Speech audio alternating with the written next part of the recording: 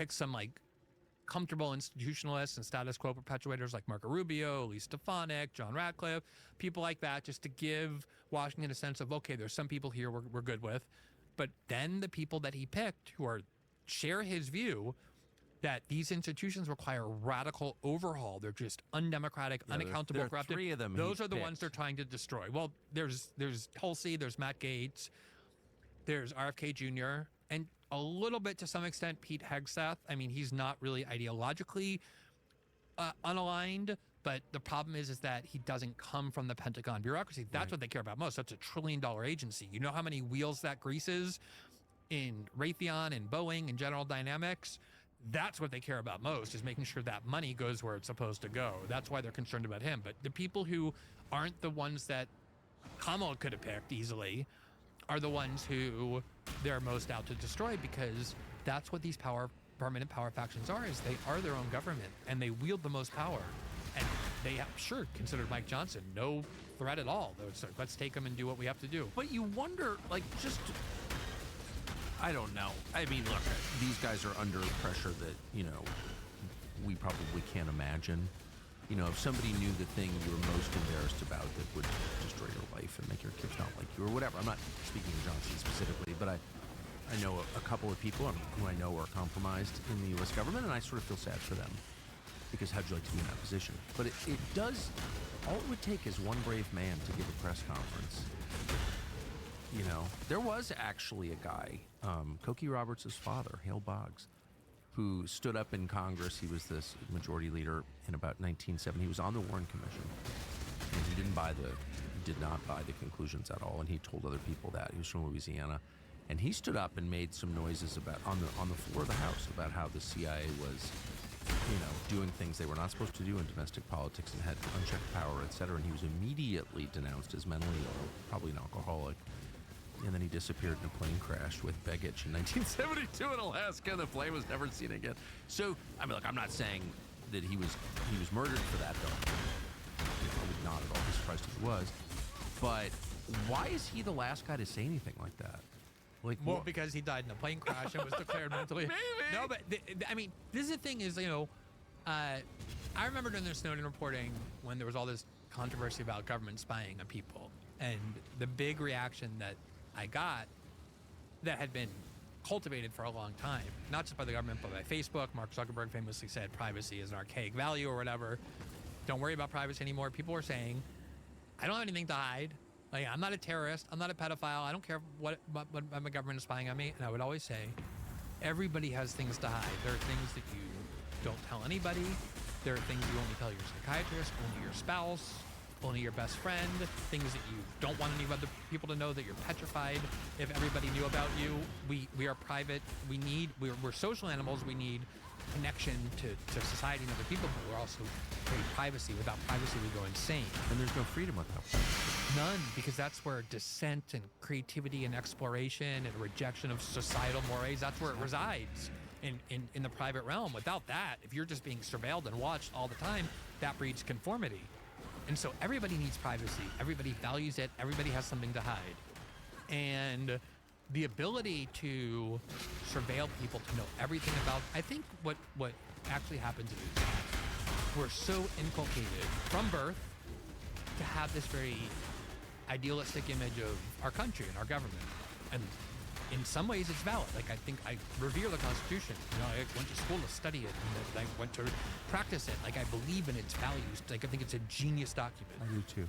Comes from the Enlightenment, like, just a very, like, intellectually based, philosophically based idea of how it was constructed, like, very carefully. And there are things very good about the United States. But if you think that the most powerful country on the planet, the richest and most powerful country arguably ever to exist, doesn't have at its core, in terms of the people who run it, people who are willing to do anything to preserve their power, to augment their power, again, it just takes a kind of naivete that's almost impossible to fathom. People risk death every single day in this country to rob liquor stores for $300. So you can't tell me that control of $1 trillion federal agency or the multi-trillion-dollar government with, you know, vast nuclear arsenal. Or just the power to decide who gets bombed, where wars start. That's what I'm saying. The most powerful institution in human history. Doesn't have sinister things going What on. would people do to control that? No, the stakes are very high. And I think the closer you are to it, the more often you forget that. You're like, oh, it's just secretary of whatever, who cares? Well, there's, people care. Understandably, people will do anything for power and money. Wow, that's so distressing. Did you, in your reporting, and I always forget that you were behind the Snowden thing, and thank you for that. But did you ever get any hint of what the pressure is that's applied to politicians to comply and obey? Yeah, well, first of all, I do think, like we were just talking about, like people who, why don't people stand up? Like Edward Snowden is a perfect example of somebody who believed in the mythology of the government, believed in, he went to enlist in order to fight Iraq. He broke both his legs. He joined the military, so he worked for the CIA and the NSA because he really believed in them. And then what he saw was so horrifying, was so corrupting, was so deceitful that he risked his life and his liberty, which to this day he's deprived of, to inform everybody about what was going on by stealing under their nose documents that he could give to reporters so that reporters could tell the world what was happening. That is kind of an example of that level of courage of somebody saying, here's what's going on. What Snowden gave us was a tiny picture of what the NSA does. So obviously if there had been in there specific blackmail sort of documents about how they were spying on particular politicians, that's something we would have reported on very aggressively and very early on. So I can't say I saw that. But what I did see is all sorts of incidents of people at the NSA abusing their authority to spy on people who they had no right to be spying on, including sometimes just things as trivial as like ex-girlfriends or family members. But also when in other countries they wanted to impede or harm somebody, they spied on those people all the time. They used that information in part to gain power over them. So of course, how can you expect human beings to resist that level of power when it's all operating in the dark? Strong families are built on strong foundations, and it all begins with what you bring into your home. It's hard, though, because Big Pharma and the processed food industry have spent decades putting you and your loved ones at risk, pushing toxic, harmful products that make you sick and make our country sick. It's not a guess. That's happening. So it's well past time that someone decided to help you fight back. Public Square is doing that. Public Square is the leading family marketplace where you will find clean, healthy products sourced from American small businesses that actually share your values. With Christmas right around the corner, now is the time to abandon the corporate food conglomerates in favor of something better, healthier, more pure. Make the switch. Stock your home with the quality essentials and shop for gifts your whole family will love. And it's easy. Publicsquare.com/company. And you can get started. Publicsquare.com/company. So, I mean, you can't have anything like representative government with that system in place. The whole idea of having a national security apparatus, an intelligence community that operates in complete secrecy and that just does what it does permanently without end and constantly expands its authorities and powers because there's no political gain. And its budgets, which are classified. And its budgets, which nobody, that was one of the things we actually weren't able to see was the black book of the intelligence budget. And we reported on things that, we thought were newsworthy about that. There's zero transparency to any of this. There's no oversight. You technically have like oversight in Congress and the Senate, these Senate intelligence committees, these select committees that were created after the Church Commission found all these, what the Church Commission found just by itself, CIA developments of medications to try and make people lose control of their brains or inject people with diseases, like really sinister, dark stuff that the CIA was doing that nobody knew about. Not even the president. They just did it on their own. It was a discovery of a secret government inside the government. So the idea was, well, we need at least some oversight. This oversight, they tell nothing to these committees. The people who get put on those committees are people who are the ones who most support these intelligence committees. It was run in the Senate for years by Dianne Feinstein. Her husband was a military contractor. She was embedded in these agencies. She defended everything that they did. The one time she questioned them, which was when she wanted to investigate the use of torture in the CIA. John Brennan, CIA, spied on Dianne Feinstein and on her entire staff. He got caught doing it. He lied and said he didn't. He finally admitted that it was done. He apologized, and there were no repercussions. Let's let bygones be bygones. Go Google John Brennan spying on Dianne Feinstein. I'll never forget it. And when that story first broke, it was years ago. It was at least 10 years. It was under Obama. He was CIA director under Obama.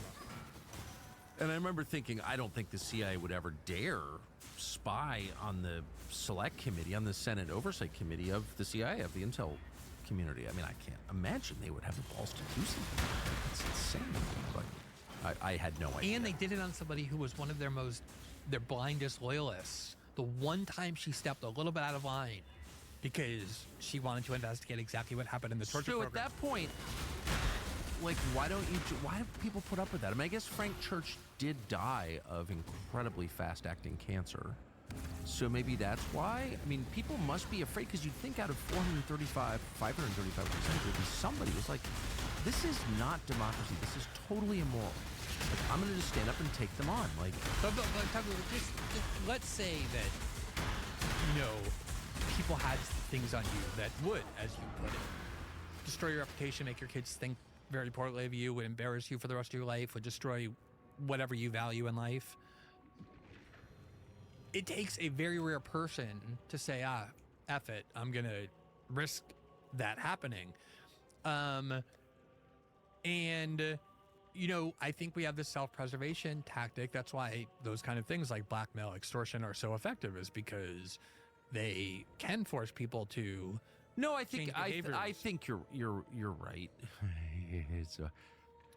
Look at how much these like sexual misconduct allegations are used. When Julian Assange really got dangerous, suddenly out of nowhere appeared two women claiming that he quote unquote raped them, because the allegation was they had consensual sex with him, but he didn't use a condom when they had not given their consent to no condom, and that became rape under Swedish law. That's what forced him to the Ecuadorian embassy and led to everything that happened subsequently. Now with Matt Gaetz, the minute Matt Gaetz, Pete Hegseth too, like out of nowhere appears this alleged rape that nobody had heard about, that nobody knew about. It's always, the thing that always amazes me, this is actually the best example, in case anybody thinks, oh, our government doesn't do that. When Daniel Ellsberg leaked the Pentagon Papers to the New York Times and the Washington Post, and I remember when I first heard about this, I was kind of confounded about why this happened. Obviously, they were saying the normal things you say about people like that, like, oh, he's a Soviet asset, he hates America, he put troops in harm's way, because he showed the public that the government was lying for years about the Vietnam War. Like, inside, they were saying we can never win. Out externally, they were saying we're on the verge of winning.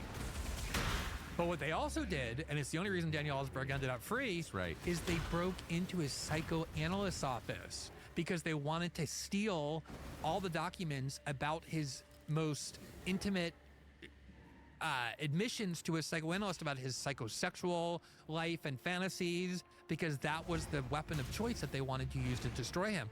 That's a fact. The Nixon administration broke into the psychoanalyst office of Daniel Ellsberg when they couldn't find the documents. They planned to break in at the guy's house, and they finally put a stop to that. But they did break into a psychoanalyst office, and only because of that government misconduct did the judge dismiss the charges against Daniel Ellsberg, who otherwise was headed to prison for the rest of his life. Why would that be a response to a whistleblower revealing to the press, that then revealed to the public, that the government was systematically lying about the Vietnam War? It's because you can have that information over somebody and use it against them. You destroy. I remember when it happened with Julian Assange. No one wanted anything to do with Julian Assange anymore. No one wanted to mention his name. It's just like, ooh, this person's guilty of accused of rape. I just don't want anything to do with that. So if you could have shown that Daniel Ellsberg had this fantasy, or had done this, or had done that, in the intimacy and privacy of his own life, everybody would have wanted to avoid it. It's totally true. Did you ever find yourself on the wrong end of any of that, since you were very high profile? I mean, I think the important thing is that if you want to confront the government, if you want to spill secrets, if you want to bring unwanted transparency, which happens to be the job of a journalist. I know people forget that, but that is the job of a journalist. Yeah. If you go into journalism, that's what you're supposed to try to do. You have to, as best you can, guard against that. Like, you have to protect yourself, make sure that your own house is in order as much as possible, because that will be a huge vulnerability. But as I said before, everyone has things to hide. There's no one who doesn't. 100%. And it's also true that if you get really attacked in a scary way. You don't want to talk about it. I mean, I feel that that has happened, not sex stuff, but I've definitely felt a lot of pressure, and you don't want to, it's not just sex stuff. Yeah, there's it's not just all sex sorts stuff. of things in our No, past that we do that we're But embarrassed did you by. ever worry the intel agencies would try and hurt you? Yeah, I mean, Dumb question. Here's the thing. Like, I think a lot of people remember, but my husband, who's now deceased, but at the time, he went to Germany because there was a part of the archive that was corrupted, and we knew there was a lot of important documents there. And it was with Laura Poitras, and she, using her genius, had figured out how to access it. No one else could. But she didn't trust anybody, including the Guardian, to give it to bring to me. The only person she trusted was David. I couldn't travel outside Brazil because there was a concern that I would be arrested by the U.S. So I had to stay in Brazil. So only David could go and get those documents. And the way we talked about it was in a very secure, secret way, where we were using the highest levels of encryption at the time that Snowden insisted on. And when David went to Germany, he came back home through Heathrow. But at Heathrow, the British arrested him and detained him and threatened to prosecute him under an anti-terrorism law. And the only reason they let him out was because the Brazilian government, it became a huge story in Brazil. The Brazilian government was like, give us back our citizen immediately. And so they let him go. And then David sued the British government over human rights abuses because they were detaining him for journalism. And the British government said in their papers, when they defended their actions, we knew exactly what he was doing in Germany. We knew exactly what he was carrying. And that's the reason why we detained him, because we wanted to prevent these secret documents from getting out into the public because it harms British national security. Now, obviously, we got the archive anyway, and we reported on those documents, but they admitted they knew and were listening to our conversations about why he was going there. They knew when he was going there. Everything was being tracked. And so when Did you ever figure out how? I knew they were using, part of the reporting that we did was that the NSA had cracked even the most sophisticated levels of encryption.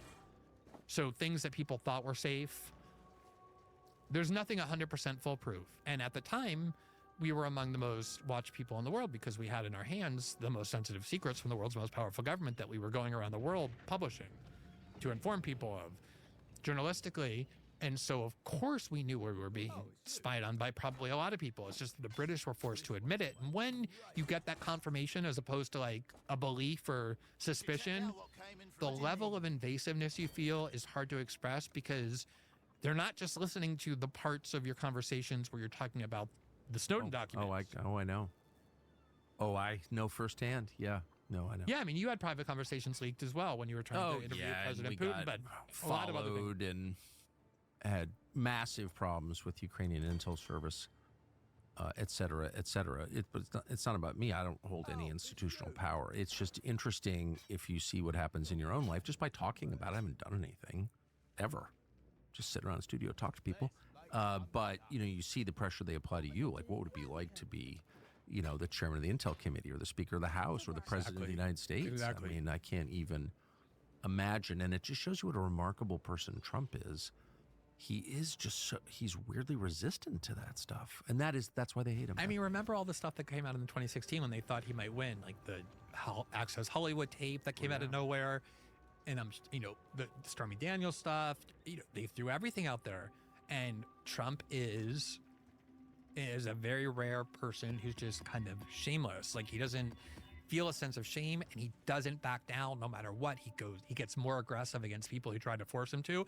It's just his instinct. It's who he is. I watched him for many decades when I was a lawyer in New York, when he was a big real estate mogul, constantly being sued in lawsuits. Everybody knew how he was, and that's what is so threatening about him. It's not his ideology or his beliefs or the fact that they think he's in Russia. It's the fact that he's immune, racism, right? Or that he's a racist, right? No one cares about that. No one believes that. It's the fact that he's immune to the type of control that for decades they've been able to impose on people who wield any power, let alone the power of the presidency. Well, just type the current state of U.S.-Russia relations or the war that we're about to. Like, how do you think this ends? I mean, if you're sitting in Moscow, obviously, if there's a barrage of weapons, aimed at Moscow, St. Petersburg, your major cities, that's one thing. if there's a limited number of missiles aimed at Kursk, where Right. Ukrainian forces are, that's another. And obviously, they know what we talked about, which is that in about 7 weeks, there's going to be a new American president with whom they've dealt extensively. And despite claims that he's some sort of, lackey of Putin, he basically did the two things that were most threatening to Russian interests. He sent lethal arms to Ukraine after Obama refused to.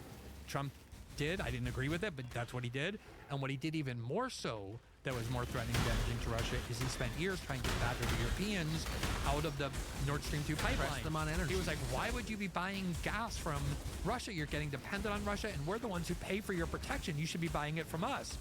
That's selling natural gas to Europe was the anchor, the key to Russian vital interests, and Trump threatened those vital interests continuously. So the idea, like anyone who's even a little bit rationally thinking would understand that this claim that he's being blackmailed by Putin, while at the same time he's simultaneously doing the two most threatening things to Russian vital national interests, you would immediately recognize what a fictitious claim that was. So he's being blackmailed by the U.S. intel agencies. And in fact, More so. our government is the fascist state that they claim Russia is. Exactly. So, and that's not to say so Russia's not distressing. But so I think they know that, they obviously know Trump's coming in, and they feel like he wants to go in a different direction with the war.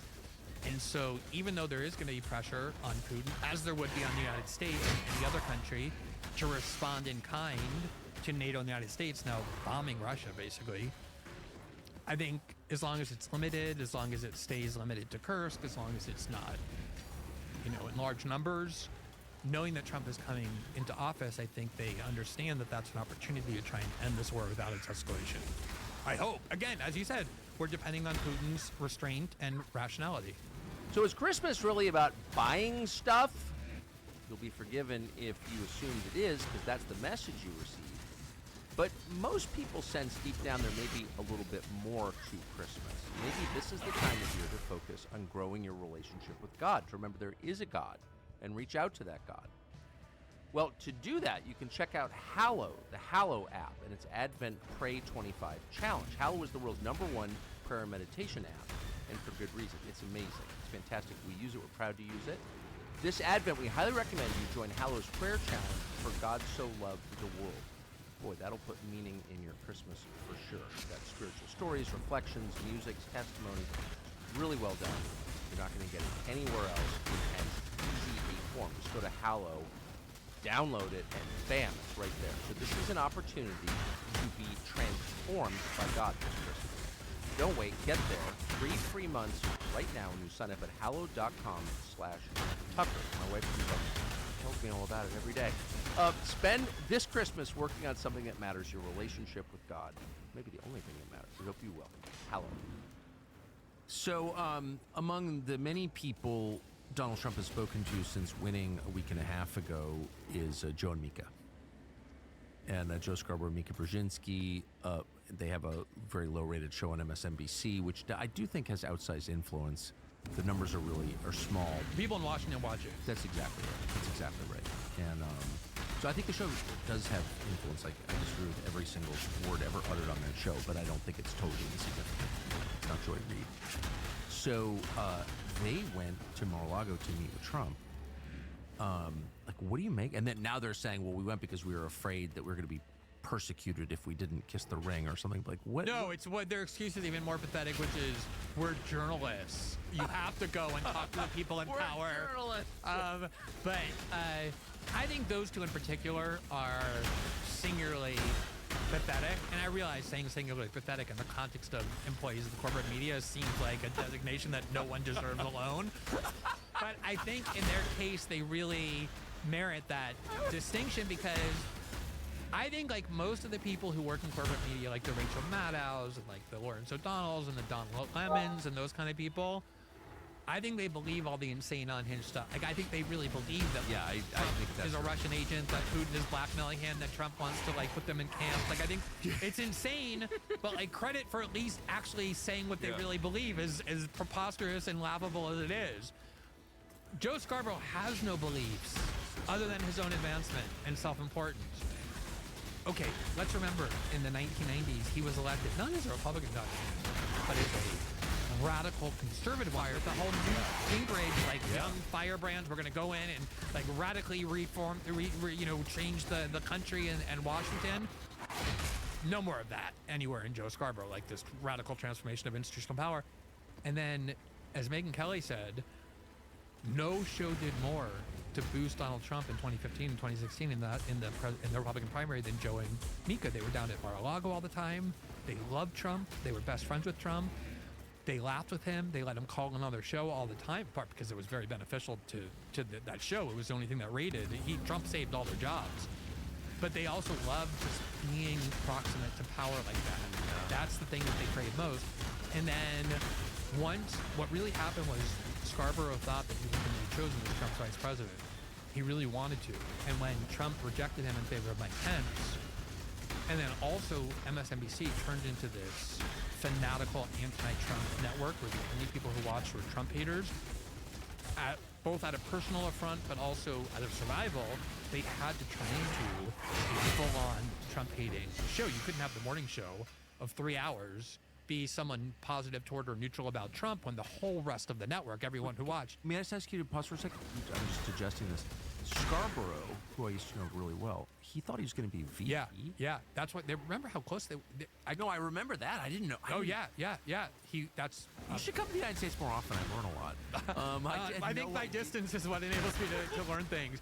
So yeah, that was a big part of it, but also it was survival at MSNBC, and so they turned into these. Joe Scarborough, Mr. Radical Conservative, let's change all of Washington work, became Mr. Institutionalist. The people he had on his show were like Richard Haas and like Norm Ornstein, like all these like Council on Foreign Relations and think tanks people who were obsessed with hating Trump as well, and it became ground zero for Trump as Hitler. They were saying as recently as 2 months ago, or a month ago, like Trump is comparable to Adolf Hitler. He is a Nazi figure. Mika Brzezinski went on The View and cried and said Trump wants to murder women. Women are going to die because of Donald Trump. He's a fascist. He's a racist. They said it every day, over and over. And then Trump wins. And their whole influence was because they were Joe Biden's favorite show. Joe Biden would wake up at like 6 a.m. like many geriatrics do, because he went to bed at like 7 o'clock p.m. and he would watch Morning Joe.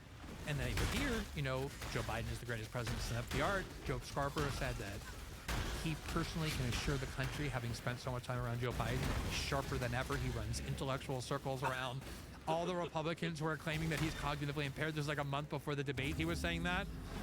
So, of course, Joe Biden watched that show every day. That's what gave Joe Scarborough his sense of importance. It was like, oh, I'm close to the White House. I'm at the White House all the time. Now, Biden's gone. Biden's not an asset anymore. Trump is back in power. And one of the things that has happened amazingly since Kamala's loss is that the MSNBC audience, which was already tiny, has basically completely disappeared. Like, the number of people watching those shows when they're live in prime time with that big gigantic corporate power behind them promoting it, it's less than a lot of like YouTube shows, including including like, I don't mean like the cumulative audience of how many people watch a YouTube video at the end of the day. I just mean live watching. Like Dan Bongino's show has, I think, on Rumble, has like 5 or 6 or 7 times more viewers than MSNBC's prime time. This is on Rumble, which a lot of people don't even know about, don't even watch.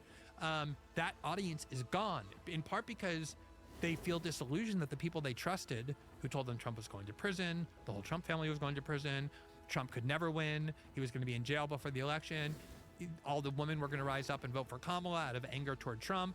None of that happened. And they're like, I've been watching this show every day for nothing. None of it happened. None of it was true.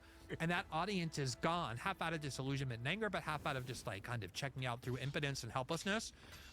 And I think that they're desperate. The only way they think they can get people to come back on is to have Trump come back on their show. And Trump is going to make them crawl around on the floor multiple times. Bark like a dog. Yeah, they were like, Joe and Mika were like, Trump was incredibly cheerful and happy. Of course he was. He loves seeing you humiliate yourself because he knows you need them now. I don't think that, a weekly interview with Trump, which is not going to happen anyway, but even if it did, was going to save MSNBC. No, because who would watch it? Because no conservatives are going to trust that show or MSNBC.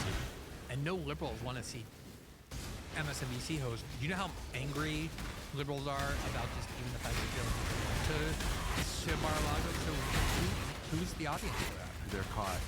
Like Liz Cheney, I have to say, of all the reasons I'm so grateful that Kamala lost, seeing Democrats turn on Liz Cheney and seeing her stranded between the parties in no man's land. It's the best. Honestly, I can't. There was a piece by John Nichols in The Nation today. I don't read The Nation much anymore. But, occasionally The Nation is like kind of true to itself. Not always. But sometimes, I don't agree with it. But John Nichols wrote this piece about Kamala Harris here where he goes through like all the places that she went with, Liz Cheney went with Kamala Harris, and like not only did it not work, she turned off Republicans. Like the idea was, we've got Liz Cheney campaigning with us. A lot of Republicans are like, Donald Trump will vote for us. It's like just the opposite happened.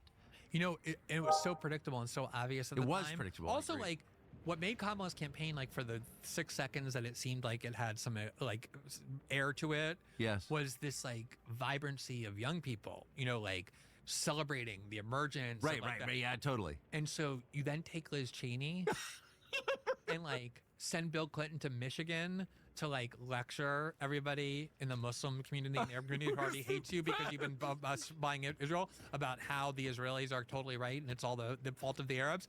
And then you take Dick Cheney's daughter with you through the Rust Belt where like all those policies devastated their lives, all those wars. And you think think about this is the thing. Think about how out of touch and cloistered and in a bubble you have to be to think that you're going to win an election depending on people who are in the working class, who feel alienated from society, who feel like DC doesn't work for you, by taking the daughter of like the face of the American establishment, Dick Cheney, around with you as if she's your running mate.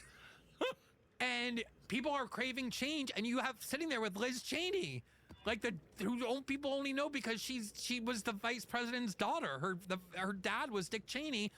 And not just Dick Cheney, but somebody who supports a whole range of policies that Americans vehemently reject now.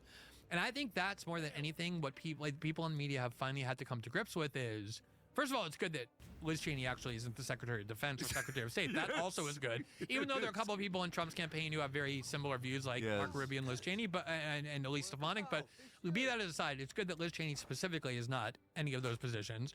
But I think the best thing is that you have all these people inside these cloistered bubbles in Washington who really thought that they were the conscience of the nation, the voice of the nation. And not only were they applauding the decision to take Liz Cheney, but they have been spending 8 years claiming that Donald Trump is a white supremacist who wants to put minorities in camp. And not only did Donald Trump win the election, but there was millions of non-white voters who for the first time left the Democratic Party and went to vote for Trump. So imagine you've wasted 8 years of your life screaming and screeching like a petulant bird who has been like shot. Donald Trump's a racist, he's a fascist, he only likes white people.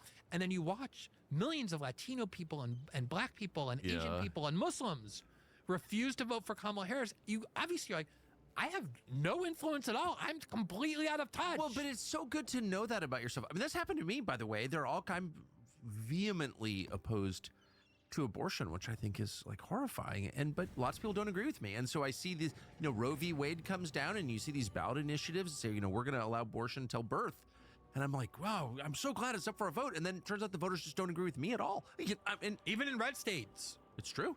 It's true. Like that was hard for me to accept because I never talked about it, but I'm so sincere on the subject. I'm not for abortion, period. And so, but you have to be real. Like, okay, sometimes people agree with you, sometimes they don't. But there's something about the Democratic base, which really is just basically just like an unhappy college-educated white ladies. That's really who it is, honestly. Honestly, I mean, and they say that they're like, we're relying on affluent women in the suburbs. That's their base. Exactly. But the unhappy ones. I mean, I'm related to some happy ones. They're not voting for Kamala Harris. But the ones who are sort of disappointed in their husbands and are in their lives or whatever. I get it. I'm not being mean, but it's just true. But they should know that they're in the subset of a subset. And that not everyone agrees with them. I think that's the beginning of wisdom. I mean, it has been for me. Like, not everyone agrees with me. That's okay. But the thing is, like, you were just saying you read The Nation sometimes. Yeah. I go out of my way to read everything, everybody. Yeah, me too. I try and have people in my life who have very different views Yes. on, I have a lot of people in my life in Brazil, for example, who worship Lula. I have a lot of people in my life who hate Lula, worship Bolsonaro, people who are in between. I want that. Like, I want to hear Of constantly course. from you, want to be challenged all the time, not be ossified. I'm telling you, I know a lot of these people. I used to be on MSNBC all the time. I've been friends with a lot of the people who Boy, do they feel like you so that- now, though. Oh, they despise me with burning passion. But in part because nobody hates things more than the person always most hated is the one perceived as the heretic. Of course. But I was never really on their side in the way that they thought actually anyway. But anyway, it doesn't matter. I know a lot of these people, and what has happened on MSNBC is that, or places like the New York Times op-ed page, similar. People who support Trump don't exist in that world. There's not one op-ed writer at the New York Times of the dozens who is a Trump supporter, even though half the country is, more than half the country is. Right. Like Ross Douthat is like the person closest to like sort of understanding the Trump movement, but he certainly doesn't like Donald Trump at all. And other than that, they just don't have, it doesn't exist in the world. There's nobody ever on MSNBC on their shows who brings that perspective of why they support Donald Trump. So if you're only talking to people who are like-minded, and a lot of them have now left Twitter trying to go to some other platform where they're only there. Yeah. They really don't want to hear any dissent. And you're living a certain kind of life. They're well paid. They like are cloistered in these like affluent places in the United States, like in the East Coast, like Brooklyn and Manhattan and Washington and Northern Virginia. How do you not realize that the life you're leading is so fundamentally different from the people on whose behalf you claim to be speaking? And I do think a lot of them, even though they're going to resist it and battle it, have to swallow this election as a complete repudiation of not just themselves, but their entire purpose in life, their entire do you function. think that they? I mean, again, I just want to say how non-judgmental I feel about this. That has happened to me. I've been fired. I have found my views repudiated by the public at large. Those are very important moments to me personally. They made me a better person. So I am hoping that they internalize the pain and learn from it. Do you think they will? Yeah, I mean, what always amazes me is like, I really did grow up like in a working class environment, but like my whole life, that You're was the my only family. one. Yeah, no, I mean, there are other people who grew up like, I wasn't not- like poor, but I was not even Didn't near your middle mom class. work at McDonald's? Yeah, my mom worked at McDonald's. My parents got divorced when I was 7. My father was an accountant. He had 3 Well, marriages. actually, you are alone. Like, I don't know anybody, and I mean this. I don't know anybody in journalism. I know people whose mom worked at McDonald's. I don't know anyone in journalism whose mom worked at McDonald's. Well, Just don't. I'm just, I guess my point is that of course that shaped me for a long time, but I realize now that that's not my life any longer. And it hasn't been for 10 years, 15 years. My life has been very separate from that. So I have a great amount of humility about my ability to speak for people who have a different kind of life, because of course, the way you live shapes your perspective, shapes your understanding, shapes your priorities. And it amazes me that these people don't have that humility at all. And so I think they're resisting it. Like that was what Obama did. Remember, it was like, yeah, I know there's a lot of black men who don't want to vote for Kamala who are going to vote for Trump. That's because you all hate women and you're misogynists. And then they're basically saying the reason a lot of Latino What men... an arrogant douchebag to say something like that. Oh, And he, and there's a perfect example. Like, he spends all his time on like Richard Branson's yacht, yeah, I know. and just with the highest level of jet set, and then he thinks he's going to go and speak to black working class men. If you disagree with me, you're a bigot. That's such a crazy place to start any conversation. It's so alienating, and I think this kind of condescension. But the other thing is, like, the main argument is that like they're all stupid. Like, they're victims of disinformation, they're misled, they have all these alternative media they're listening to, they don't have the controls that we have with us, they're getting false, basically they're stupid, they're Yeah. easily misled, they're gullible. So either they're racist or misogynist or stupid. That's their explanation. That's the thing they're clinging to. They don't realize how good they had it under Biden, how great the economy is, how much Kamala Harris and Joe Biden did for them. They just don't, because they were told that it was untrue. They can't figure it out on their own. Like, the condescension reeked out of, it oozes out of every pore of their being, and then they wonder why people despise them and their culture and their subculture. It's, who wants that? It is nauseating. But so what I'm saying is that they don't have the attitude you have, which is like, it's actually good to be humbled, to like realize that things that you thought about the world need to be reevaluated. There's no self-criticism, no reflection. In fact, every Democrat thinks like, oh yeah, I know why we lost. It's been what I was saying all along. None of them are saying that, but they're like, Democrats did this and Kamala did that. They all are trying to pretend that if people had just listened to them, the Democrats would have won, even though all on they were like, oh, Kamala's winning the most brilliant campaign ever. But what I'm saying is that the result is so overwhelming, so kind of pointed and devastating to their worldview. As I said, I think the thing that has really shaken them the most, even though they're fighting it, they're not embracing it, they're fighting it, but they can't, is that so many non-white voters are, and Trump made huge gains in almost every non-white sector of society. I mean, Trump was saying that New Jersey and New York are swing states, and people were laughing at him, and he only lost New Jersey by 5 points, and did the best any Republican has done in New York City in many, many years, because of how many Black and Latino and Asians and Muslims voted for Trump, non-white voters. And so when that happens, like, you don't even get to blame white people, but you have to accept that the people who you think you own, who have mindless loyalty to you, disobeyed you and didn't listen to you. That's what makes them feel really shaken inside. It's a slave revolt, and if you read the accounts of people who lived through slave revolts, not just in the American South, but like around in Haiti or anywhere, they're always, wherever you have slavery, you've got slave revolts at some point.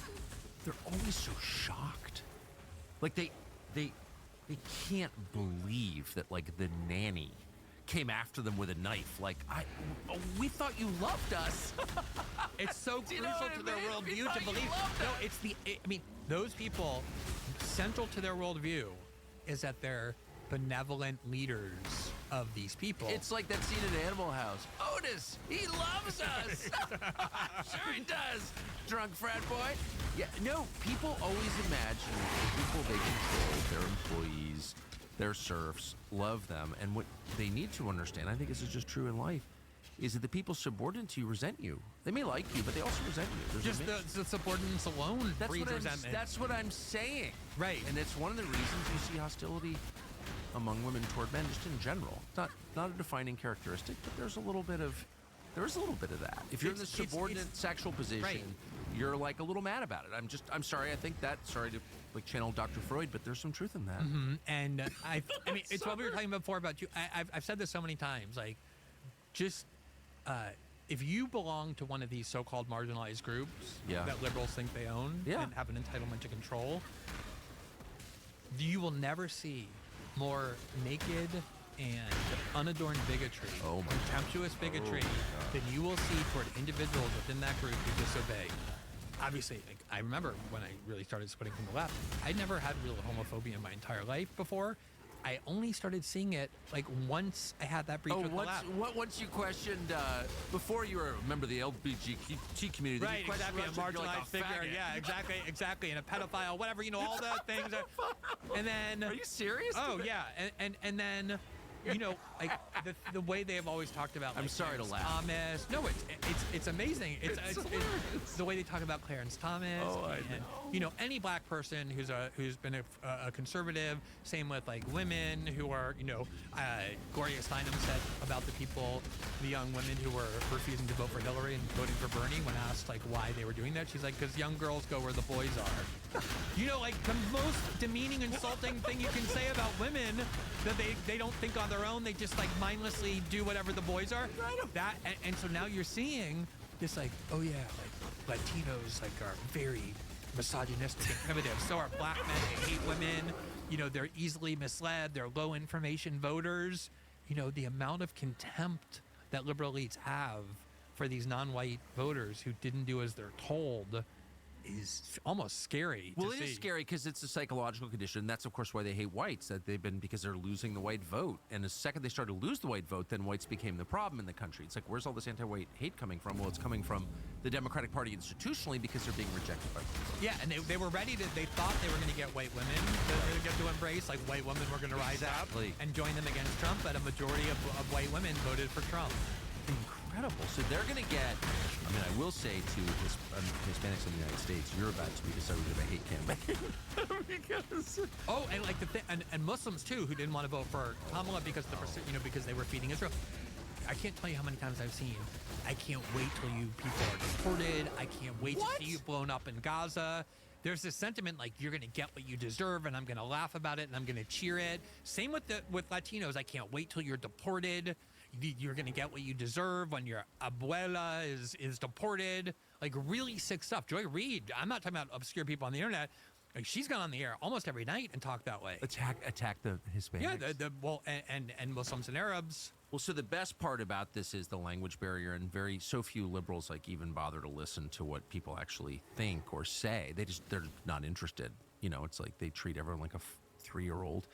But when they find out the social views of your average Central American, which I find hilarious and kind of great, but whatever, leaving my views aside, the average social views of a Central American, just on the social issues, are so far out of what's considered acceptable. Like, but they have no idea. Which is so ironic because Democratic strategists used to openly boast about what if you say you'll get called as a white supremacist with the replacement theory, we're going to import all these people into the United States, make them citizens, and they're going to be supporters of the Democratic Party, and we're going to reign forever, like 1,000 years, because these are all our voters. And they get here and they find out that actually, but I have to say, like, there's a great article in New York Magazine, which is words that pass my lips very, very rarely, where this writer, who actually wrote a very critical profile of me like 5 years ago. So who is his name is Simon. I just talked to him today about this article because it's a great article. I'm embarrassed I don't know his name, but I can't remember his last name. It's hyphenated, so it's just a little complicated. But anyway, I really recommend this article. What he did was he purposely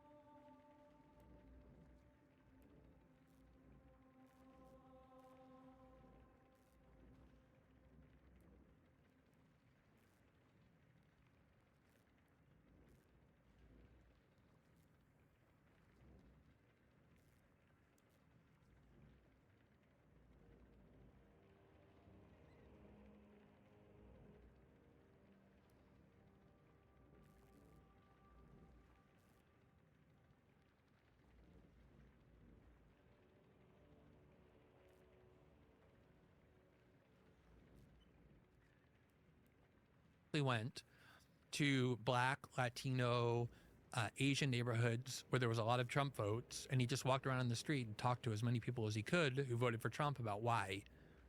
And what I think people don't understand is that the Latino and Black NGO presidents who get put on TV, who are supposedly there to speak for, have less in common with the people on whose behalf they're speaking than like the white host of these shows. Way less. And so you go there. Certainly and, like, less than me. I mean, I have like attitudes that are pretty popular in those communities. Right, exactly. But still, like, you know, a lot of them were just like, far from being like, you know, deceived by disinformation, they were like, it was the Democratic Party that supported NAFTA.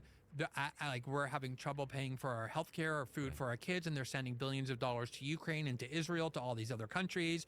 They're just talking about the struggles that they have in their lives and the way in which the government doesn't care. There's some social issue stuff too, but once you get to the United States, you become a citizen.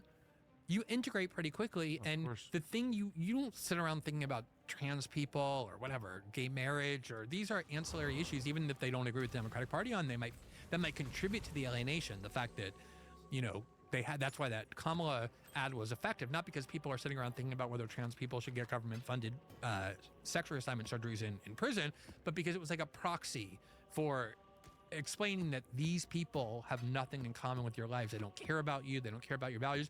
Had they felt economically satisfied, I don't think that would have resonated, because that's not what people care about.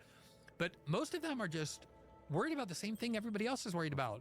And they finally got to the point where they But they realized have less we've been power, voting. so they're even more worried. Exactly. They're the people who get most affected, especially by immigration. Totally. I mean, the people who lose their jobs with immigration often are non-white people, black working class, Latino working class, and they feel resentful about everything that's being done for, there was a lot of, they're giving free housing and free meals to illegal immigrants while I can't feed my family. Yep. I really recommend the article. It's like not done with caricature. It's not like handpicking a few comments. It's a very long article, and it just lets these people speak for themselves in a very revealing way. What's just so funny is you live in Brazil, which is another continent. And you've been there a while. How long? 20 years. 20 years. Yeah, 20 years. But I bet if I had called you the week before the election, which I should have done, but I got busy. But if I'd said, like, what do you think Black and Latino people, men, married people in New York City, around the country, what do you think they think politically? I bet you would have been pretty close. I know you would have figured this out. Yeah, I was talking about this. But you don't even live here. I know, but I lived here like for the first 38 years of my life. It's the only country of which I've ever been a citizen. I'm here all the time. But I do think that, but how do you know that and they don't? That's the point. I think that distance gives you a perspective. Like the fact that my friends are not media and political people in New York and Washington, that I'm not hooked into their to their worldview, that I'm not subsumed with it, that I'm not dependent upon it in any way, gives me, I think, a broader perspective. Like if you live in Northern Virginia and you like spend all your time in Washington in green rooms or New York, you're going to be so distorted in the things that you think about the world.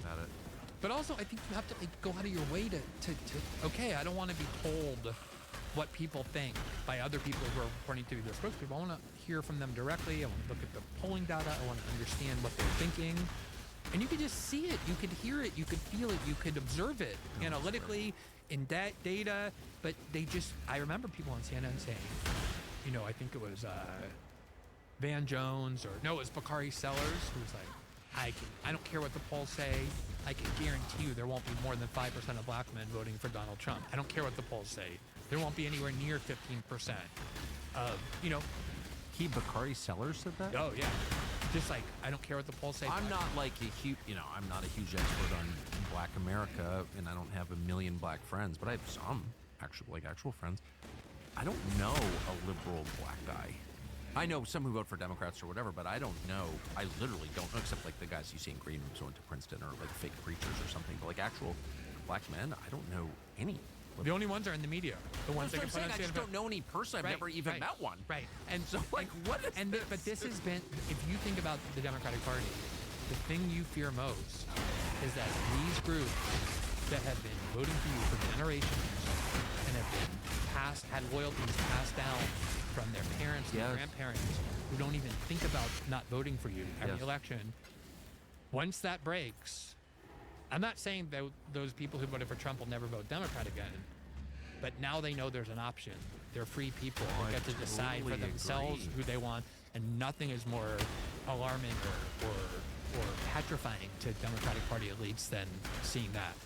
I think it's really good. It's good for the country.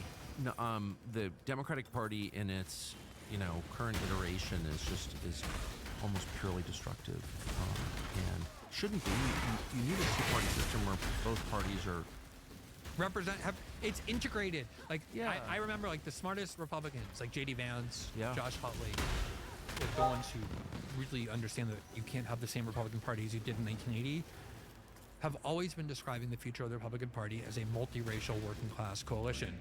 And to watch people identifying primarily based on their citizenship and their class, that's what you want, as opposed to constantly being divided by race, what you want, is so promising to see. Well, it's essential, or else you have Rwanda. I mean, because your class can change, but your race doesn't change. And so if you engender conflict on the basis of immutable characteristics, it's not solvable. And so you don't want to ever do that. You make people hate each other based on how much they make, okay, where they live, like their skin color. Well, as you say, that gives them the idea of change. Like, hey, we can change the government. Well, we can that's change- exactly right. Exactly. Whereas immutable characteristic, by definition, don't No, change. no, that's like Albanian blood feud that lasts 800 years. Like you can't do that. But that has been the predominant liberal I know. mindset, is to encourage people to see themselves as part of insulated factions who hate other factions based on those characteristics. And there's almost nothing more offensive to me about what American liberalism writ large has done than try and impose that framework on people, to divide people based on things that in fact don't divide them. Well, yeah, especially since the experience of just like living in this country, you know, is so different from what they describe. I've always been on the right. I've never had anybody who's black or Hispanic or non-white ever attack me one time in public as a racist. I've only had affluent white women attack me that way. I don't see people hating each other on the basis of race. I'm sure there's racism. I know that there is, because people are flawed, but it's not a defining fact in this country that I have ever known. I don't know what the hell they're talking about. I mean, they're trying to scare the shit out of people to get their votes. That's it. Well, and obviously, millions of non-white people agree with you. Yeah, Since they well, yeah, just went because- and voted for the white candidate over the black one. I know. And the white candidate who they were told was Adolf Hitler and wanted to put all non-white people in camps. They were looking around. They're like, that's not my experience.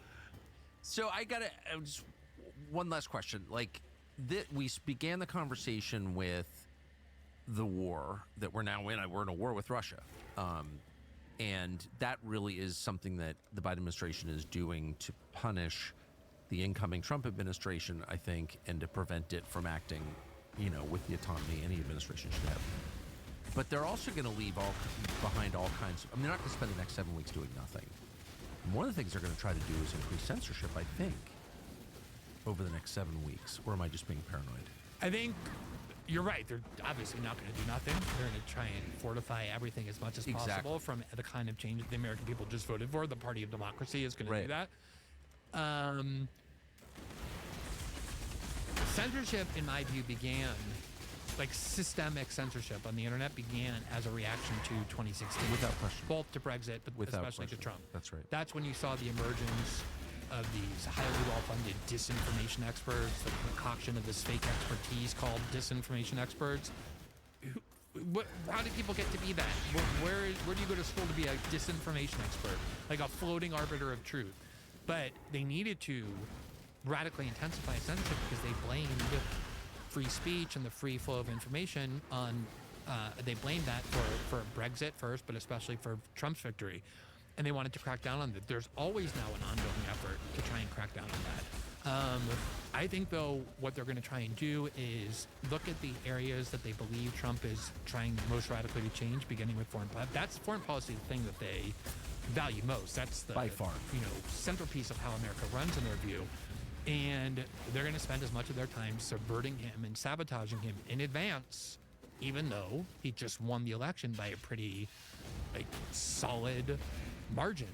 And there are some things that'll be reversible, but if you escalate the war in Ukraine and Trump now is coming into a war that the Russians perceive accurately to be not just a proxy war with the West behind Ukraine, but where NATO is actually bombing Russia, it becomes infinitely more difficult to keep under control and to resolve. The problem is that the risks of this are so great that it actually sickens me more than almost anything I've ever seen. Me too. That they're willing to do this on the way out. To just prevent this war from ending and trifling with the risk of a nuclear scene. And with the lives of every person on Earth. Yeah. I just got to close by saying there's been in journalism my whole life. I, spent a lot of time around journalists bragging about the risks they take. I've never known a journalist who's been threatened with prison more times than you have. Probably once every 6 months, I just check to make sure that you're not in prison. Yeah, my friends do that too. I'm always assuming you're going to wind up in prison for challenging the powerful and revealing what they're actually doing. So I just want to say congratulations on remaining free. Thank you. I appreciate that. It's not always been such an easy task. There have been times when I've gotten pretty close, including recently, but I feel like if you're not hated by and feel and perceived as a threat by people in power, you're not doing your job. as a That's for journalist. sure. That's what I really believe. Well, then by that measure, you're the most successful journalist of our generation, which I already thought it anyway, but congratulations. Appreciate that. Thank you, Tucker. Glenn Greenwald, Always great to see you. thank you. So it turns out that YouTube is suppressing our show. I know. Shocking that in an election year, with everything at stake, Google would be putting its thumb on the scale and preventing you from hearing anything that the people in charge don't want you to hear. But it turns out it's happening. So what can you do about it? Well, we could whine about it. That's a waste of time, not charging Google. Or we could find a way around it, a way that you could actually get information that's true. It's not intentionally deceptive. And the way to do that on YouTube, we think, is to subscribe to our channel. Subscribe. You'll have a much higher chance of hearing what we say, and we hope you will.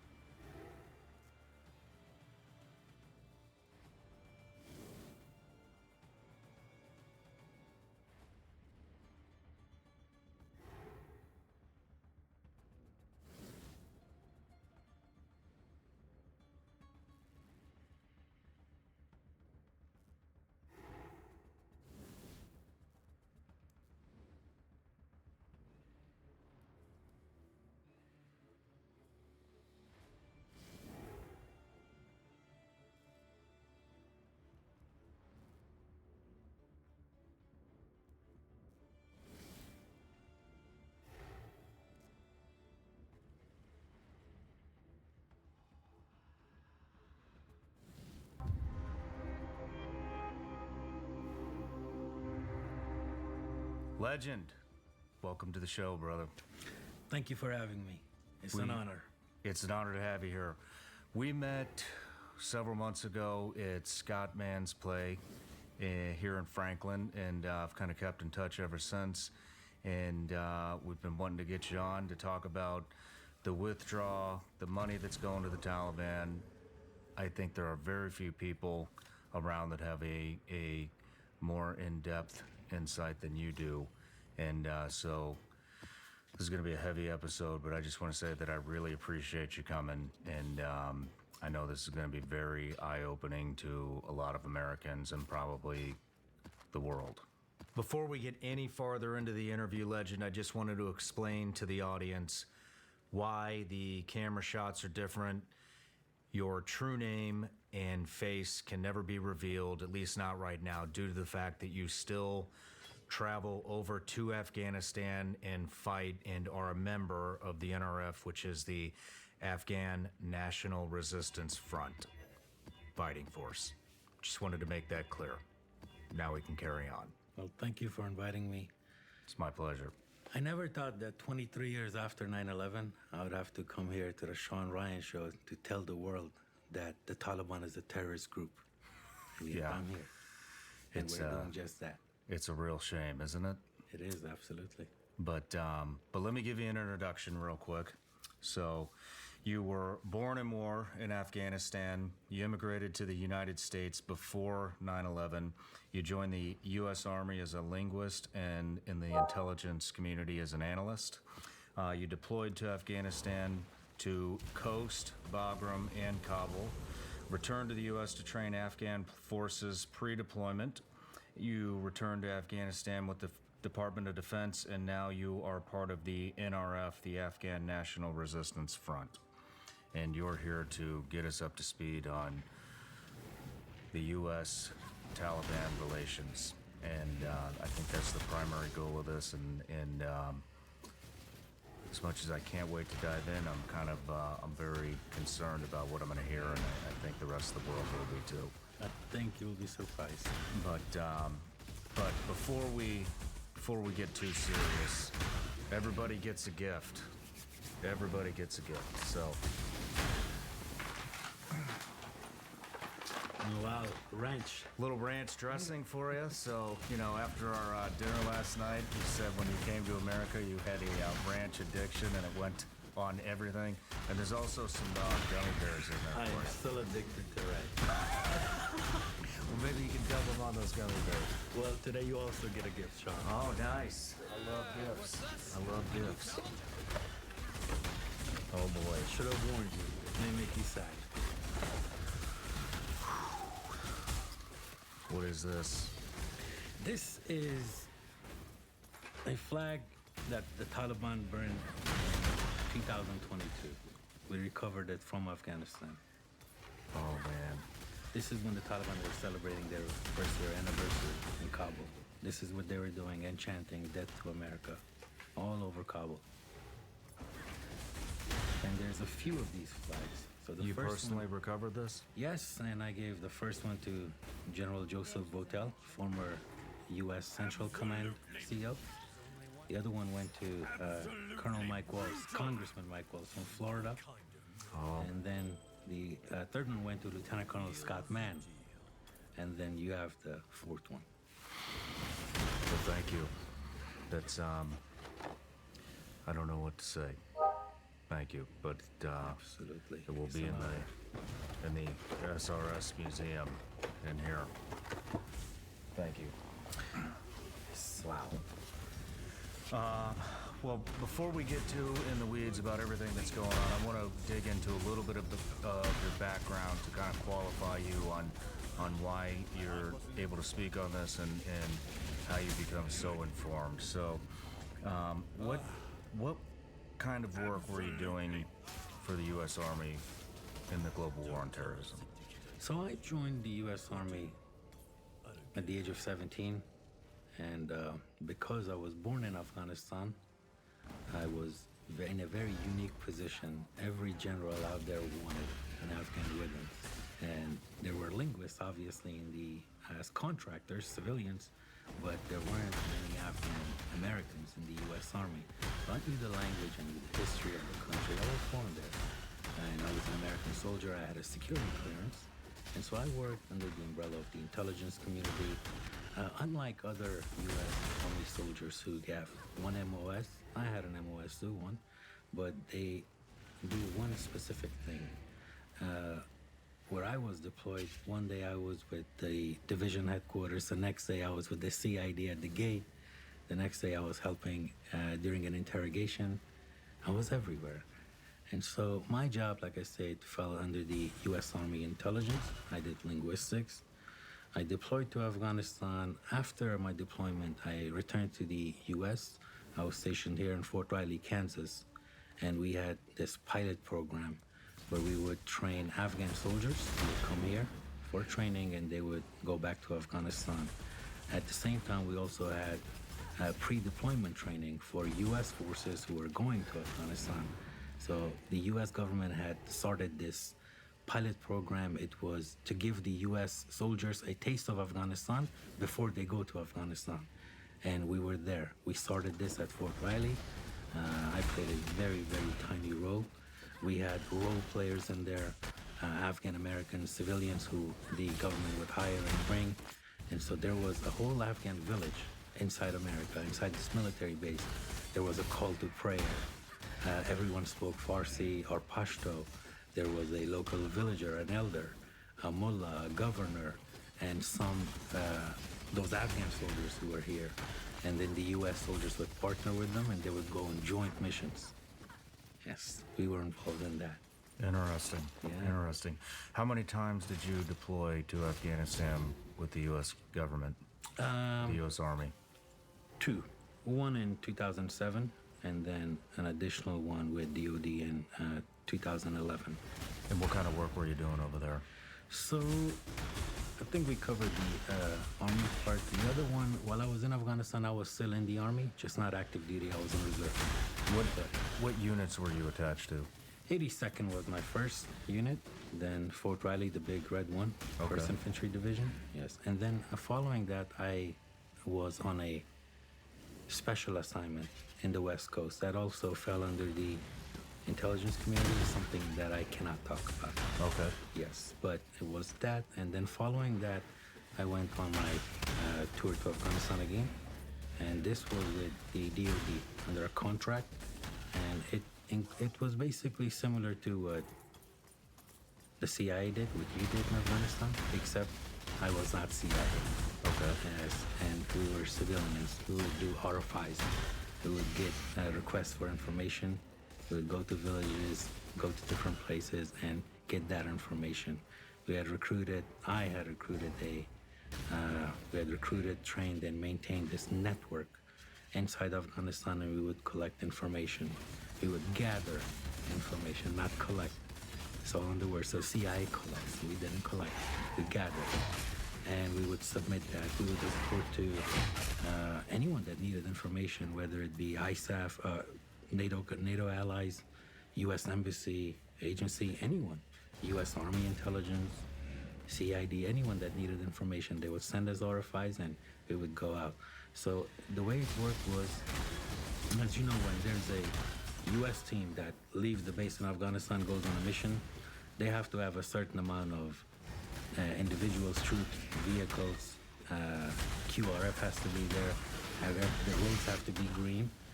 And so in my case, that wasn't the case. I had a freedom of movement letter from the commanding officer, which at that time was the Turkish military. And so I was out about in Kabul every day in a two-man team. It was me and my partner.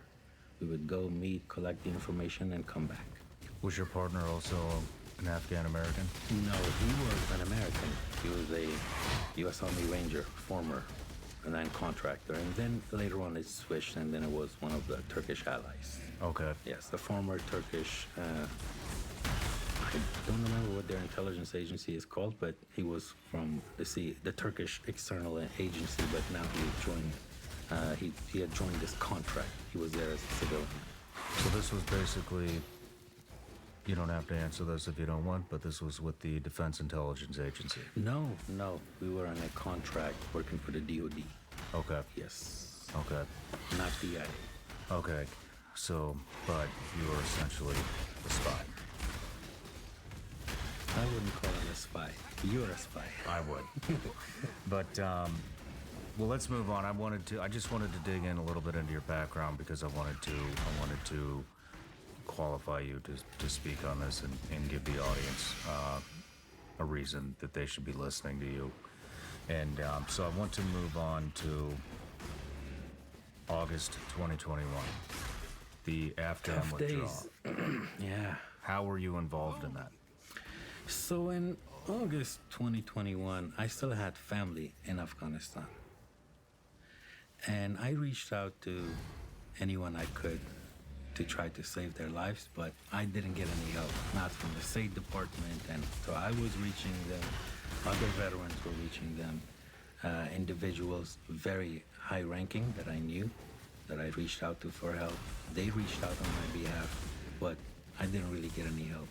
So when the last soldiers were pulled out of Afghanistan, August 31, I still had family there, so I had no choice but to go there myself, and I did. And once I landed there, these other veterans that I had just involved in the evacuations that I had been in touch with, they heard that I was there, and so they started reaching out to me. It's really funny, I remember while I was there, I spoke to a sitting U.S. senator that called me asking me for help. So he/she, I don't want to identify that individual, but it's a sitting U.S. senator, and he called me asking me to help this American citizen that was left behind. And I was shaking my head. I'm just a veteran. I'm not special forces. I'm not agency.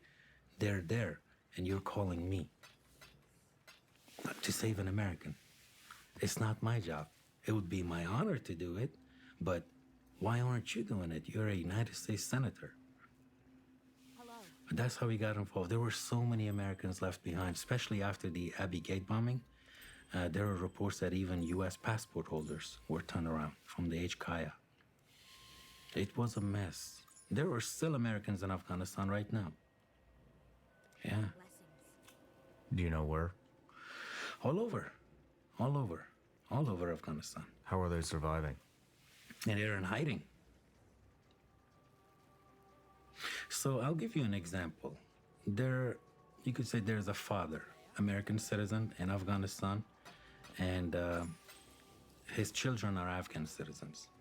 And his children under the age of 18 are eligible to come with him. But let's say he has a daughter that's 23. She's not eligible to come with him. And what kind of father would leave his daughter behind? The mercy of the Taliban. So now that father has decided to stay with his family, with his daughter. Okay? And now the State Department, the current administration is saying that father has chosen to stay in Afghanistan. The reality is you have made it impossible for him to come. He doesn't want to stay there. There are so many Americans in Afghanistan still to this day, man. How many Americans do you estimate are still there? I don't know the exact answer, but I'll tell you it's definitely not the 100 or so individuals Mr. Biden told everyone there were. What would happen to those Americans if Taliban found them? Dead, beheaded, Executed. their families raped. Do you think this has happened to any Americans yet? It is happening to people in Afghanistan on a daily basis. Here's the situation. You've got China, Russia, Ukraine, the border. The banks seem to be collapsing. Plus, the Chinese just negotiated with Iran, Saudi Arabia, and Brazil to drop the US dollar. And most Americans, including myself, feel that we're in a recession right now. But despite all the evidence, I can't tell you what's going to happen for sure. Nobody can. Yet when it comes to your money, you should understand what's at stake. That's why I partnered with Goldco to possibly help at times like this. Go to SeanLikesGold.com or call 855-936-GOLD to get your free gold and silver kit. The kit shows you how to defend your money with precious metals and how listeners of the show could get up to $10,000 in bonus silver. Go to SeanLikesGold.com or call 855-936-GOLD to get your free gold and silver kit. I can't predict the future, but I can certainly prepare for it. So go to SeanLikesGold.com or call 855-936-GOLD now. Performance may vary. Consult with your tax attorney or financial professional before making an investment decision. As a SEAL, I learned that efficiency and speed come from deliberate actions. And when you want the best, you have to act quickly or something else will get it instead. It's like if you're hiring for your business, you want to find the most talented people for your open roles before the competition scoops them up. So you'd better be efficient and fast. That's where ZipRecruiter comes in. ZipRecruiter finds qualified candidates fast. And right now you can try it for free at ZipRecruiter.com/SRS. ZipRecruiter's powerful matching technology takes center stage to identify top talent for your roles. Immediately after you post your job, ZipRecruiter's smart technology starts showing you qualified people for it. Amp up your hiring performance with ZipRecruiter and find the best fast. See why 4 out of 5 employers who post on ZipRecruiter get a quality candidate within the first day. Just go to this exclusive web address right now to try ZipRecruiter for free. ZipRecruiter.com/SRS. Again, that's ZipRecruiter.com/SRS. ZipRecruiter, the smartest way to hire. I want to tell you about this business venture I've been on for about the past 7-8 months, and it's finally come to fruition. I've been hell-bent on finding the cleanest functional mushroom supplement on the planet, and that all kind of stemmed from the psychedelic treatment I did. Came out of it, got a ton of benefits, haven't had a drop of alcohol in almost 2 years. I'm more in the moment with my family. And that led me down researching the benefits of just everyday functional mushrooms. And I started taking some supplements. I found some coffee replacements. I even repped a brand. And, you know, it got to the point where I just wanted the finest ingredients available, no matter where they come from. And it got to this point where I was just going to start my own brand. And so we started going to trade shows and looking for the finest ingredients. And in doing that, I ran into this guy, maybe you've heard of him. His name's Laird Hamilton, and his wife, Gabby Reese. And they have an entire line of supplements with all the finest ingredients. And we got to talking. Turns out they have the perfect functional mushroom supplement. It's actually called Performance Mushrooms. And this has everything. It's USDA organic. It's got chaga, cordyceps, lion's mane, maitake. This stuff is amazing for energy balance, for cognition. Look, just being honest, see a lot of people taking care of their bodies. I do not see a lot of people taking care of their brain. This is the product, guys. And so we got to talking, and our values seemed very aligned. We're both into the functional mushrooms. And after a lot of back and forth, I am now a shareholder in the company. I have a small amount of ownership, and I'm just really proud to be repping and be a part of the company that's making the best functional mushroom supplement on the planet. You can get this stuff at lairdsuperfoods.com. You can use the promo code SRS. That'll get you 20% off these performance mushrooms or anything in the store. They got a ton of good stuff. Once again, that's lairdsuperfoods.com. Use the promo code SRS.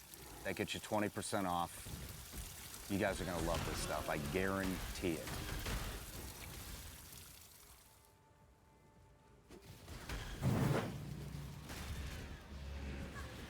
At what point during the withdrawal did you see the switch start to happen, where the U.S., unfortunately abandoned our allies? We had trained for 20 plus years together. At what point did you see the U.S. start to switch sides and back the Taliban versus our allied forces? So there's a few things there. First, you have to be careful. When you say U.S., who do you mean? That's one. When U.S. backed the Taliban. Mm-hmm. It's not you. You are U.S. I'm American. I'm U.S. I did not do this. You did not do this. There are certain individuals that did this. It's not America. That's how the world sees it. We shouldn't. We know better. We're right here. Two, it didn't just happen all of a sudden in August 2021. This thing started during the Doha deal. It started in 2020. In fact, even in July of 2021, months before the official evacuation, there were U.S. CIA officers were sending CIA and as well as U.S. military partners of the Afghan Air Force. They were sending messages to those pilots, Afghan pilots on the ground, in June and July, saying, in case of emergency, take your plane to Uzbekistan. This is in July, way before the evacuation. There were even cases where the U.S. was giving visas to with the U.S. Embassy in Kabul. They were granting visas to commanders of forces such as Host Protection Force. They were evacuating the commanders and their families. So we know what a chain of command is, having both served in the military. Once you cut off that chain, you remove that commander at the peak of battle. What happens to that chain? It deteriorates. Yes, and that's exactly what happened. But all of this started in 2020 with the Doha deal. What is the Doha deal? A conspiracy, anything but a deal, anything but a good deal for the people in Afghanistan or for us in America, for both countries, it only benefited the Taliban. Doha deal is a very complex issue. This is an agreement that was signed between Zalmay Khalilzad, the U.S. ambassador for Afghanistan, the U.S. special envoy for Afghanistan at that time, and the Taliban. They signed it in Doha. What happened was Zalmay Khalilzad started pushing this idea with the help of the State Department that there are good Taliban and bad Taliban. President Trump at this point was the president while the Doha deal was signed. He wanted an end to war. He wanted U.S. service members to come home. He didn't want the U.S. soldiers to die, and he wanted this war to end. This is something I wanted. You wanted. Everyone in Afghanistan, they were tired of war. They wanted peace, but not this type of peace that they eventually got. This is not peace. They wanted to, from the Afghan side, they were looking at this Doha deal as a way to make the Taliban mainstream, bring them into politics, drop your weapons, send in elections. What they got instead was the opposite. And so President Trump wanted an end to war. The Afghan government wanted an end to war. And so they said, let's give the Taliban a chance and let's negotiate with them. And so Zalmay Khalilzad, on behalf of the U.S., met with the Taliban in Doha, in Qatar. And they brought, the Taliban sent Mullah Abdul Ghani Baradar to Doha. Mullah Ghani Baradar is the individual Sarah Adams, the CIA target, arrested. And so he was released because of the lobbying that Zalmay Khalilzad did. He was released from the prison and he was put in this mansion in Doha, and he negotiated on behalf of the Taliban. Now that guy is the brother-in-law of the founder of Taliban. He was the chief of operations for the Taliban for about 15 years in Afghanistan. So all of those US soldiers that died in battle, that man is directly responsible. But now he's there, and Zalmay Khalilzad is saying this is a good Taliban, and he wants peace. And so This is signed his a deal. son that we're negotiating with. It's not a son, it's his brother-in-law. It's His brother-in-law. The founder of the Taliban is dead. He died many, many years ago in Pakistan. This man is his brother-in-law and the co-founder of the Taliban. And that's who we're negotiating with. That's who we're negotiating with in 2020. Not we, Zalmay Khalilzad is negotiating with him. And so if you have to know about Zalmay Khalilzad's history, his history. He's an Afghan American. He's an employee at the State Department, or was at that time. He was the special envoy for Afghanistan. But Zalmay Khalilzad's relationship with the Taliban goes back many, many years back. 1999, Zalmay Khalilzad was in Houston, Texas, and he invited the Taliban to the United States, to Houston, Texas, and the Taliban were here. Not just any Taliban, Amir Khan Muttaqi. Amir Khan Muttaqi today is the foreign minister of the Taliban, a senior Taliban cabinet official. And so Zalmay Khalilzad's relationship with the Taliban goes back all the way to 1999. I'll say it like this. If I tell your viewers to close their eyes right now and picture Taliban, right? And then I ask you what you saw, I know what you did not see. You did not see a guy in a suit and a tie, clean shaven, right here in the United States. But that is exactly where they are. That Zalmay Khalilzad individual, he's Taliban in mind, in action. He's been supporting the Taliban and lobbying for the Taliban since 1999. At a time when he knew back in 1999 that Taliban were executing women in stadiums, they were hosting Osama bin Laden. And all of those things that the Taliban were carrying out, Zalmay Khalilzad was aware of it.